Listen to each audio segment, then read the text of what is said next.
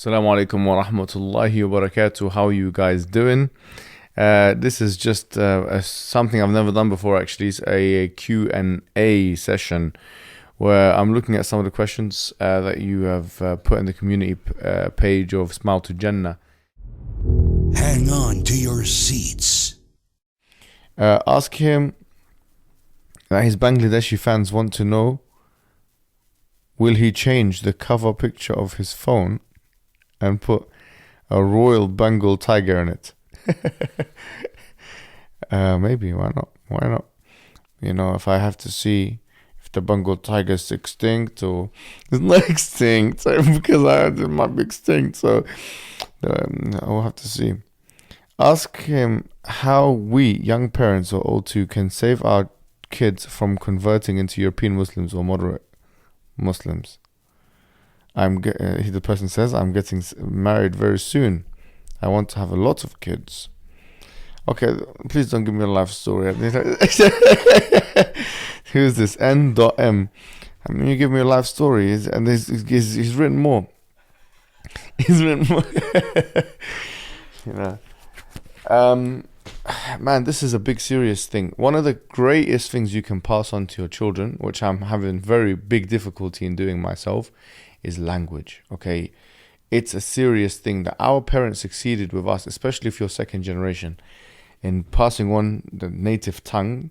But because we are much more comfortable speaking the English language, this is going to be an uphill struggle, and sometimes you're going to need the grandparents to get involved. But we have to try. I'm not giving you advice on this. I'm genuinely giving myself advice here, to pass on the language. It's a serious thing. If you speak Urdu at home, you know, this is a serious language. It's a serious language. Urdu is spoken by I don't know how many hundreds of millions. And also think about the amount of people that speak Hindi, which is a close language. If you know Urdu, you're going to know a lot of Hindi as well. If you speak Bengali, it's a serious language. You know, if it's Somali, it's a serious language. Make sure that that is passed on. You know, honestly, do not give your children the gift of language. This is just one advice, and this is advice to me as well. What does he thinks of his memes that you put in your video? I like them. They're very funny. They're very funny. They're the ones, really. That actually, without them, the video would be really a pointless one. A pointless one. A frivolous one. A capricious one. How can you answer questions directly and fluently? And what is the best way to give dawah to non-Muslims? The best way to give dawah is not to engage in debate. Now, that might sound like contradictory coming from me or something, but you see me give debate, do debates and stuff. That's not really how to try and convey it. The best way to win a debate is to not. The best way to convince someone is to not get into a debate with them and try and avoid debate at all costs. Whether that person's a loved one or someone that you meet in the streets, you know, genuinely, the best way to win a debate is to avoid one in the first place. And so, really, we're not trying to win debates here. When you're speaking to a non-Muslim, you're just giving them informative statements about what Islam is and what. And the biggest, best dawah is just straightforward. It's non-philosophical. You say, we believe in one God, this and that. The basic, like, tenets, a lot of people will just accept it. You don't have to go into depth. We only do that to show that we can do that. With all due respect, we can do that. We can get involved. Islam is a very simple religion, but it can get very complex, and it has answers to very many complex questions. And that's what our engagements with people on that level tries to show. It's not to show that Islam is not simple, because it is. Most importantly, ask him how he deals with negativity from Speaker's Corner, and at the same time have a peaceful heart. Now, I don't know if I do have a peaceful heart, unfortunately. I don't know. I think that it's definitely moving in a different direction now. I might have had it in the beginning. If you look at my videos in 2017 and see the evolution, the more I'm challenged, the more I become more rough. And to be honest, I'm not the best person to seek for advice here. I need to get the advice myself, because sometimes the best thing is to move away from the whole thing, you know. And what I realize more and more is that we need to think about going back to Allah and making tawbah, and making repentance. Because how else will our hearts become soft? The Quran says, أَلَمْ يَأْنِ لِلَّذِينَ آمَنُوا أَن تَخْشَعَ قُلُوبُهُمْ لِذِكْرِ اللَّهِ. You know, is it not time now for those who believe, for them to have or in their hearts in listening to the reminder of Allah, وَمَا نَزَلَ مِنَ الْحَقِّ, and from what has been sent down to them, and not to be like those who came before them. فَقَسَتْ قُلُوبُهُمْ وَكَثِيرٌ مِنْهُمْ فَاسِقُونَ, and that their hearts became very hard, and that a lot of them are fusaq, fasiqun, that a lot of them are evildoers. So this idea of having a clean and beautiful heart, which is what in the Quran it says, يَوْمَ لَا يَنْفَعُ مَالٌ وَلَا بَنُونَ إِلَّا مَنْ أَتَى اللَّهَ بِقَلْبٍ سَلِيمٍ. The day where you need to come to Allah with a basically rectified heart. بِقَلْبٍ سَلِيمٍ. So the rectification of heart is something I haven't even embarked upon it properly in order to comment on it effectively. His thoughts on being an Arab living in quasi-Desi country. I don't think it is a quasi-Desi. I think you maybe this guy lives in, what was it? Bradford. But believe me, no, I mean, I like it. I like all cultures. I like multiculturalism. When I go to Egypt, that's one thing I do miss. I miss the multicultural nature of this place.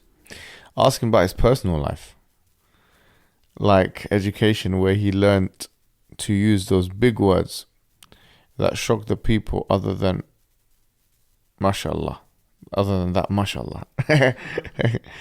There's actually a book, I think it's written by something called Something Bly. It's a book called Smart Words for the Intellectuals or something like that. I can't remember. To make you sound, big words to make you sound smart or something. It's an interesting book. I've been going through it just to get someone plucking out some words. Then, because words are like ammunition. If you have the right words, they can make people laugh. They can make people cry. They can make people angry. They can make people sad. So words are seriously. Words are a great, obviously, vehicle for communication. So, and the good old thesaurus. I mean, why not? Just use the thesaurus and try and pick out some words. But reading books and then kind of underlining keywords, putting them in a notepad of some sorts, and then defining them in your own time. What languages does he speak? What is his favorite one? So I speak English and Arabic.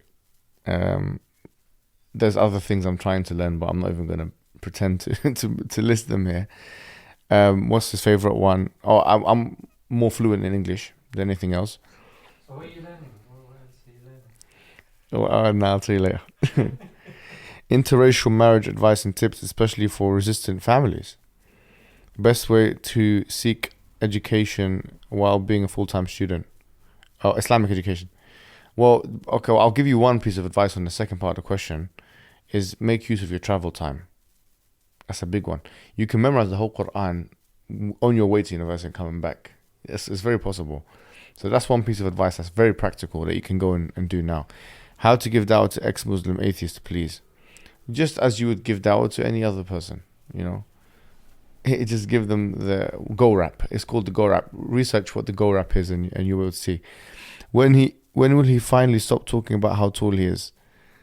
I don't know when I was really making videos about that one, brother. I smell a jealousy there. You're jealous? You jealous? I'm joking. I'm a student of computer engineering, but I want to do dawah. What do you recommend me to study during my college study to start with? No. Memorize Quran and try to understand what that means. Just اكتفي بذلك. Just limit yourself to that. And also, like I said to you before, basics of ahkam, fiqh, and aqidah. Those three things is enough to keep you occupied. Obviously, Arabic language as well. It's enough to keep you occupied with your work. Believe me. How does he feel after defeating David Wood? Very good. I feel very good. Have you ever had Somali food? Yes.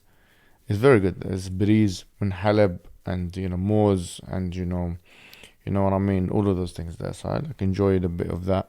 And honor, that's right. Tell him that he's finished. Then challenge him to an MMA fight. It's not really a question, is it? Show the hijab memes and ask him which is his favorite. I don't know. I have to think about that one. How to have a better mindset? That's a good question. Part of the religion of Islam is to be very optimistic. There's actually many hadith like that, and I can enumerate them for you in another time. But that's just optimism and connect it to Allah subhanahu wa ta'ala.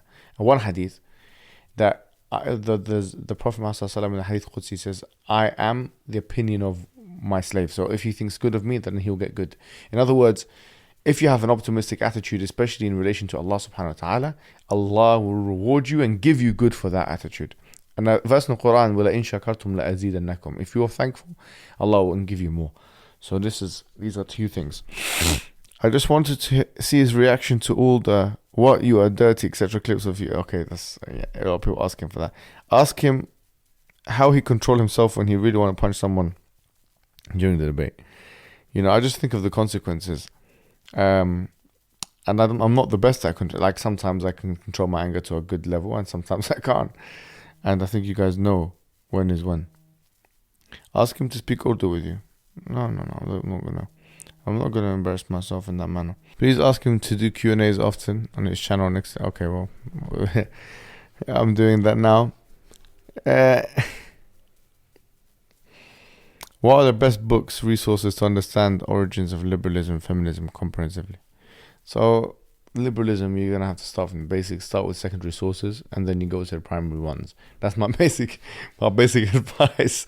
But I think this is gonna require another video. Okay, genuinely. Western and Islamic philosophy and history as well. So I've kind of covered that in the beginning, but we do need to go into that in detail on that. Ask him how he feels that it's turned into a meme. It wasn't intentional, and that's usually how these things go. When I will be getting a haircut, I'm thinking of actually growing hair a little bit. And I know there's a controversial opinion, but so I do what I want, in this life. And جزاكم الله خيرا والسلام عليكم ورحمة الله وبركاته.